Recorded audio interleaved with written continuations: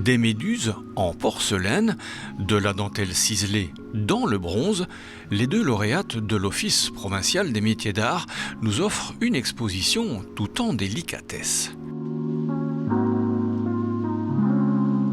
Christelle de Liège est une binchoise pur jus. Elle a grandi au pied du Beffroi et dirigé le musée du Carnaval et du Masque pendant 10 ans avant de s'exiler à Rome et d'entamer une nouvelle carrière d'orfèvre. Mais Binche et son folklore restent omniprésents dans son travail, en atteste ce collier, moitié bijou, moitié déguisement, créé pour la semaine de la mode. Cette partie, je l'avais mise dans mon dos et devant, je n'avais conservé qu'un œil qui était lié à mes représentations passées, de ma socialisation à Binche, et puis cette clé qui était, on ne voit bien qu'avec le cœur, parce que finalement, c'était aussi par amour que j'étais partie à Rome et que je faisais quelque chose qui me plaisait aussi. Et que donc l'avenir, on le regarde aussi avec des yeux nouveaux, celui d'une nouvelle vie.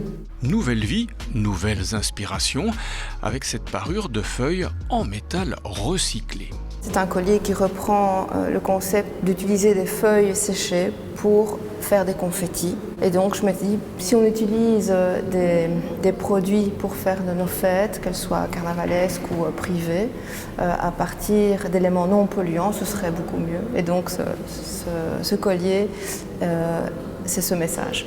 Avant de devenir céramiste, Mélina Paulet gérait une agence de voyage.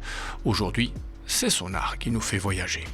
Ben voilà, donc ce sont des kokeshi, ce sont des poupées traditionnelles japonaises qui au départ sont offertes pour une symbolique un peu de bienveillance, offertes aux enfants, offertes dans des événements. Et donc là ici, je les ai réalisées en porcelaine, et donc de la porcelaine émaillée avec un émail qui cristallise. Donc c'est un émail qui monte très haut en température et puis à la descente, les cristaux se forment par palier de cuisson. Et donc on a toujours des dessins aléatoires et qui fait des pièces uniques en fait. Autre spécialité du pays du soleil levant, la technique du raku. Le raku, en fait, c'est une technique de cuisson aussi qui vient donc d'Asie. Et alors, il faut savoir que les pièces donc, sont émaillées à différents endroits. Et il y a des endroits qu'on laisse sans émail. Alors, on monte plus ou moins la température à 950 degrés.